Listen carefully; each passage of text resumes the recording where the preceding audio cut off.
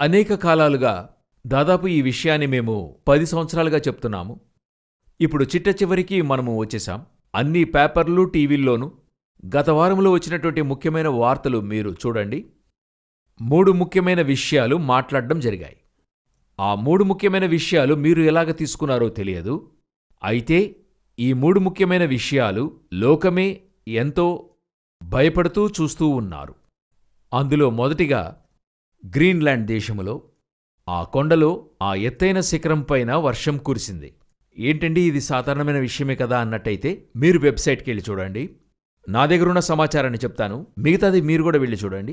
Greenland భాగంలో వర్షం కురియదు. ఎందుకంటే ఇది నార్త్ పోల్ యొక్క ఉన్నతమైనటువంటి ప్రాంతంలో ఉండటం వల్ల అక్కడ మంచే కురుస్తుంది. అప్పుడు వర్షం కురుస్తుంది, మంచుకు బదులుగా వర్షం కురుస్తుంది, ప్రకృతికి మారుగా ఒక విషయం జరుగుతుంది అన్న అర్థం ఏంటంటే గ్లోబల్ వార్మింగ్, భూగోళం యొక్క వేడిమి ఉన్నత స్థానానికి మనం వెళ్తున్నాం. ఇలా వర్షం కురవడం వల్ల అక్కడున్నటువంటి మంచు శిఖరాలన్నీ కరగడం ప్రారంభించాయి. ఎంత మోతాదని అడిగినట్లయితే దాదాపు 2900 నుండి 3000 కిలోమీటర్ల వరకు పొడవు, ఒక 1000 కిలోమీటర్ల వెడల్పు ఉన్నటువంటి ప్రాంతమే ఈ గ్రీన్లాండ్. ఆ ప్రాంతంలో వర్షం కురిసి మంచుగడ్డలు కరిగిపోతున్నాయి. అంటే చెన్నై నుండి ఢిల్లీ వరకు ఉన్నటువంటి ప్రాంతం అనుకోండి. అలాగున్నటువంటి ప్రాంతము ఇప్పుడు కరగనారంభించింది. అలా కరుగుతున్నప్పుడు ఆటోమేటిక్గా సముద్ర మట్టము పెరుగుతుంది. అలా సముద్రం పెరిగినప్పుడు, కొన్ని సెంటీమీటర్లు పెరిగినప్పుడు సముద్ర తీరమున ఉన్నటువంటి అన్ని పట్టణాలలో అధిక శాతం తీరాన ఉన్నటువంటి ప్రాంతాలు మునుగుతాయి. అప్పుడు అలాగున్నటువంటి ప్రాంతాల్లో సముద్రపు నీరు లోపలికొస్తుందని అనేక దేశాలు ముందు హెచ్చరిక చేస్తున్నారు. ముందుగానే ఇండోనేషియా వారు తమ రాజనగరాన్ని మార్చి అమర్చారు.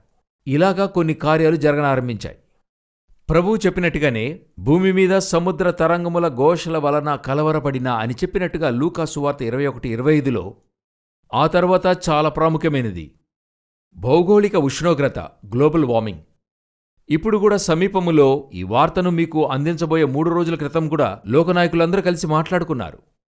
అందులో మీరు చూసినట్టయితే ఆ ఐక్యరాజ్య ప్రధాన కార్యదర్శి చెప్పాడు, మనకు మనమే సమాధులు త్రవ్వుకుంటున్నాం.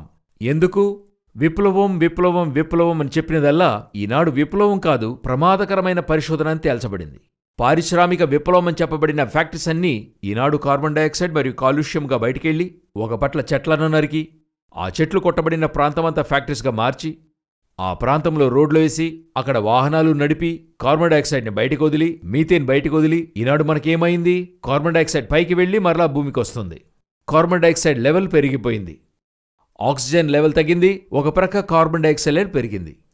ఇప్పుడు ప్రభువు చెప్పినట్టుగానే తుల్యముగా భూమి దహించబడ్డానికి, భూమి అగ్నిలో కాల్చబడ్డానికి సిద్ధమైంది. ఒకవైపు అన్ని చోట్ల మంచు కరిగిపోతున్నాయి, సముద్రపు ఘోష అధికమవుతుంది. ఇంకో ప్రక్క భూమి అధిక ఉష్ణోగ్రతకు గురి కావడం, ఇది ఎంతో సీరియస్ అయిన విషయం. దేవుడు చెప్పినటువంటి కార్యాలు బహుతుల్యముగా జరగనారంభించాయి. మూడవది, ఈ భూమి యొక్క ఉష్ణోగ్రత ఎక్కువ కావడం వల్ల కరువు ప్రారంభమైంది. ఇంతకుముందే ఒక సందేశం విన్నాం. ఆ తర్వాత నల్లగుర్రం కరువే. ఈ కరువు యొక్క తీవ్రత వల్ల మడగాస్కర్ ప్రాంతంలో అక్కడ కరువు యొక్క లక్షణముగా ప్రజలు పురుగులు తినడం ప్రారంభించారు. ఐక్యరాజ్య అఫీషియల్ అనౌన్స్మెంట్, లోకములో కరువు, భూమి యొక్క ఉష్ణోగ్రత ఎక్కువ కావడం వల్ల మడగాస్కర్ మొదటిగా బాధింపబడిన ప్రాంతమని అనౌన్స్ చేశారు. ఇప్పుడు అదేలాగున నార్త్ కొరియా నుండి ఒక అధికార సమాచారం వస్తున్నట్టుగా మీరు కూడా వెబ్సైట్లో చూసి ఉండవచ్చు. 2025 వరకు కూడా కరువు తీవ్రత అధికంగా ఉండటం వల్ల మితంగా తినమని చెప్తున్నారని. ఇదేదో అతను మాత్రం చెప్పాడని కాదు, ఇది లోకమంతటా జరుగుతుంది. యేసు రాకడకు ముందుగా జరిగే సూచనల్లో ఎంతో తుల్యముగా మొత్తం 24లో 4 నుండి 8 వాక్యాలు చెప్పబడిన కార్యాలు జరుగుతూ ఉన్నాయి. భూమి తన యొక్క చివరి స్థితిని చూస్తూ ముందుకెళ్తుంది, ఎంతో గొప్ప వినాశనాన్ని ఎదుర్కొనబోతుంది. 2 పేతురు 3:9-10 వాక్యాలు జరిగే విషయంలో ఉంది. ఆ దినమున ఆకాశములు మహాధ్వనితో గతించిపోవును, పంచభూతములు మిక్కటమైన వేండ్రముతో లయమైపోవునన్న వాక్యము నెరవేర్పు కాలానికి మనం వచ్చేశాం. ఇది సంఘము గ్రహించి ఇది వెళ్లి సంఘము లోకానికి చెప్పాలి. నోవాహు కాలంలో జరిగినట్టే జరుగుతుందని యేసు చెప్పినట్టుగా ఇప్పుడు అదే జరుగుతుంది.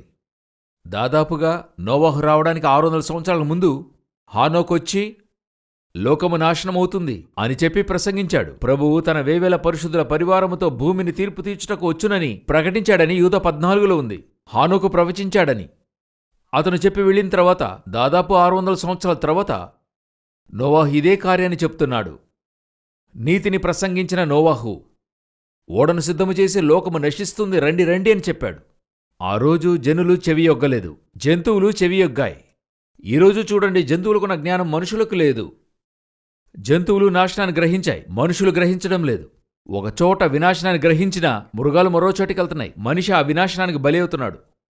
సో ఆనాడు మృగాలకున్నటువంటి ఆ జ్ఞానము మనుషులకు లేకపోయింది నోవహు కాలంలో. ఈరోజు అదే పరిస్థితి. ఈరోజు గ్లోబల్ వార్మింగ్ గురించి ఇంతగా చెప్తూ ఉన్నారు, మనము వాక్యాన్ని అందిస్తూ ఉన్నాము. గొప్ప వినాశనం ఒకటి వస్తుందని చెప్తున్నాము, అయినా కూడా ఒక కాన్షియస్. అదే నోవహు కాలంలో జరిగినటువంటి భయంకరమైనటువంటి పాపం ఏదో తెలుసా? గ్రహించలేకపోయారు. ప్రళయం వచ్చి వారిని తీసుకుపోయేంత వరకు వారు గ్రహించలేకపోయారు. ఈరోజు అదే పరిస్థితి. తెగులు వచ్చేంత వరకు కూడా గ్రహింపు రాలా. తెగులొచ్చిన తర్వాత భయం వచ్చింది. ఇప్పుడు ఆ తర్వాత మనం దాని గురించి మాట్లాడడమే లేదు. ఇప్పుడు తర్వాత కరువులును, భూమి ఉష్ణోగ్రత మరి కాలిపోవడం. ఆ తర్వాత ముఖ్యమైన కార్యాలు ఇవియే. తర్వాత జరగవలసింది కరువు, కరువు తర్వాత యుద్ధములు, యుద్ధము తర్వాత ఘట్టముగా భూమి ఉష్ణోగ్రత. ఇవి మూడు ఒకదాని తర్వాత ఒకటి జరుగుతాయి. మనమెంతవరకు సిద్ధంగా ఉన్నాం? ఈనాడు లోకస్తులకి జ్ఞానం ఉంది చూడండి. లూకా 12:52-54 వరకు యేసు చెప్పారు, మీరు భూమి ఆకాశముల వైఖరి గుర్తింపనెరుగుదురు, ఈ కాలమును మీరు గుర్తింపనెరుగనేలా. దక్షిణపు గాలి విసరుట చూచున్నప్పుడు వడగాలి కొట్టునని చెప్పుదురు, అలాగే జరుగును. మీరు కరెక్ట్గా అన్నిటినీ గెస్ చేస్తున్నారు, క్యాల్కులేట్ చేస్తున్నారు. వీటన్నిటినీ చేస్తున్న మీరు దేవుడు సృష్టించినటువంటి కాలములను మీరు గుర్తించలేకపోతున్నారు ఎందుకని అడుగుతున్నాడు. అదే నేనిప్పుడు సంఘానికి చెప్తున్నాను. ఈరోజు లోకస్తులు కరెక్ట్గా క్యాల్కులేట్ చేసి అన్నిటినీ చెప్తున్నారు, కానీ 2000 సంవత్సరాలకు ముందే ప్రభువు రాసి మన చేతులకు అప్పగించాడు. ఇది చదవవలసిన సంఘము, ఇది చదవవలసిన విశ్వాసి. మనం ఈరోజు ఎలాగున్నాం? ఎంతో భయంకరమైన వినాశనం వాకిట పొంచి ఉంది. మేం మొదటిగా ఇంతకుముందు 10 సంవత్సరాల ముందే చెప్పాం, మీకు తెలియలేదు. ఇప్పుడు చెప్తున్నాం, భయంకరమైన వినాశనము సిద్ధముగా ఉంది. ఇక కాలము చెల్లదు.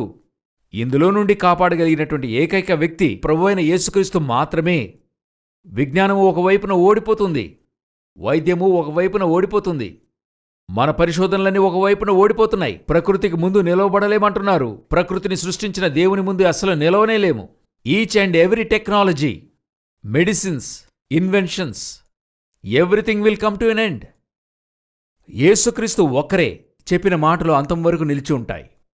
ఇక కాలము చెల్లదు, ఇప్పుడు కూడా భయపెడుతున్నాడని అలాగూ చెప్తున్నారంటే, ఇప్పుడు లోకస్తులు చెప్తున్నారు, మన తర్వాత తరం వారికి ఏం మిగిల్చి వెళ్తున్నాము, శవపేటికి మాత్రమేనా అని అడుగుతున్నారు. అయినా వారు మనకు మన తర్వాత తరం వారికి ఇవ్వడానికి శవపేటికలు కాదు, నిత్యజీవం ఉంది. యేసుక్రీస్తుని గురించి పిల్లలకు చెప్పండి, యేసుక్రీస్తుని గురించి అనేకులు చెప్పండి, జరగబోయే విషయాలన్నింటినీ ప్రజలకు తెలియజేయండి. ఇక కాలము ఖండితముగా చెల్లదు. దేవుని చిత్తమైతే, రాకడ ఆలస్యమైతే మరొక హెచ్చరిక సందేశంతో మిమ్మల్ని కలుస్తా. God bless you.